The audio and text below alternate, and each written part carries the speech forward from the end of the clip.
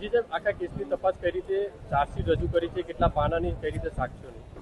ગઈ તારીખ 22/5/2025ના રોજ ઉધના વિસ્તારમાં વાહન ચેકિંગમાં હતી. એ દરમિયાન એક વ્યક્તિ મળી આવેલ શંકાસ્પદ, જેના વાહનનું તલાશી લેતા એમાંથી મ્યુલ અકાઉન્ટ્સના જે ડોક્યુમેન્ટ હોય એ મળી આવતા પોલીસને શંકા ગયેલી અને એના આધારે પોલીસે ઊંડાણપૂર્વકની તપાસ ચાલુ કરેલી, જેમાં કુલ 4 આરોપીઓની ધરપકડ કરવામાં આવેલી અને આરોપીઓ પાસેથી કુલ 165 બેંક અકાઉન્ટ મળી આવેલા, જેમાં એના ટ્રાન્ઝેક્શનો ચેક કરતા કુલ્લે 1550 કરોડ રૂપિયાના ટ્રાન્ઝેક્શન હતા.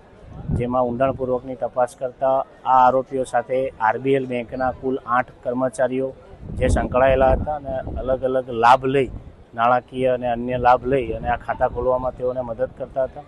જે તમામ તપાસ કર્યા બાદ કુલ્લે 88 દિવસની તપાસ કર્યા બાદ પોલીસે ઉપરોક્ત 4 આરોપીઓ જે છે એના વિરુદ્ધમાં આજે ચાર્જશીટ કરી છે અને કુલ 1,50,000 જેટલા પાનાની ચાર્જશીટ કરવામાં આવી છે.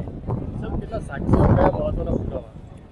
આ આખી સમગ્ર તપાસ દરમિયાન કુલ 200થી વધુ સાક્ષીઓ તપાસવામાં આવ્યા છે, તેમના નિવેદનો લેવામાં આવ્યા છે અને જે ખાતા ખોલાવવા માટે આરોપીઓની જે એમઓ હતી એ એમઓના પુરાવા મેળવવામાં આવ્યા છે અને પુરાવા આધારે જ આરોપીઓ વિરુદ્ધમાં ચાર્જશીટ કરવામાં આવી છે. અને જે 165 અકાઉન્ટ મળી આવેલા એમાં સમગ્ર ભારતમાં સાયબર પોર્ટલ ઉપર કુલ 2500 ઓનલાઈન કમ્પ્લેન રજીસ્ટર થયેલી છે, જેમાં ગુજરાતમાં 265 છે અને સુરત સિટીમાં કુલ 37 સાયબર પોર્ટલની કમ્પ્લેન પોલીસને તપાસ દરમિયાન મળી આવેલી છે.